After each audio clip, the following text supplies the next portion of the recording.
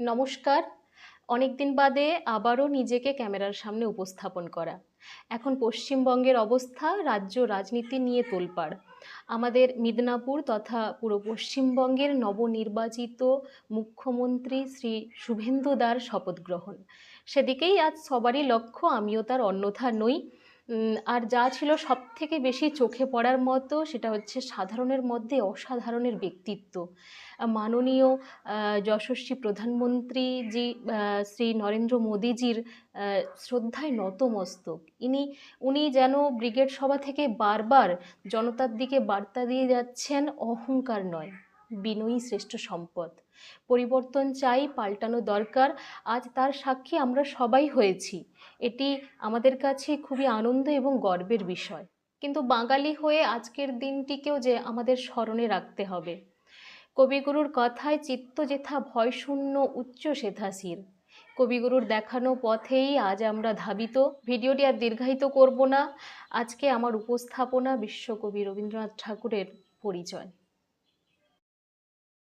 একদিন তরিখানা থেমেছিল এই ঘাটে লেগে, বসন্তের নূতন হাওয়ার বেগে তোমরা শুধাই ছিলে মোরে ডাকি, পরিচয় কিছু আছে নাকি, যাবে কোনখানে?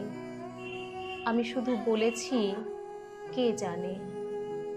নদীতে লাগিল দোলা, বাঁধনে পড়িল টান, একা বসে গাহিলাম যৌবনের বেদনার গান।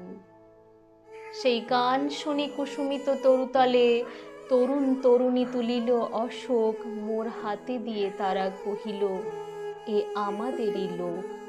আর কিছু নয়, সে মোর প্রথম পরিচয়।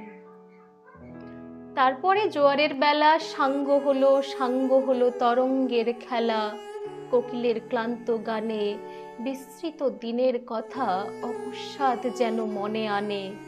কনক চাপার দল পড়ে ঝুরে, ভেসে যায় দূরে ফাল্গুনের উৎসব রাতির নিমন্ত্রণ লিখন পাতির, ছিন্ন অংশ তারা অর্থহারা। ভাটার গভীর টানে তরিখানা ভেসে যায় সমুদ্রের পানে, নূতন কালের নবযাত্রী ছেলে মেয়ে শুধাইছে দূর হতে চেয়ে। সন্ধ্যার তারার দিকে বাহিয়া চলেছ তরণীকে, সে তারেতে বাঁধিলাম তার, গাহিলাম আর বার। মোর নাম এই বলে খ্যাত হোক, আমি তোমাদেরই লোক। আর কিছু নয়, এই হোক শেষ পরিচয়।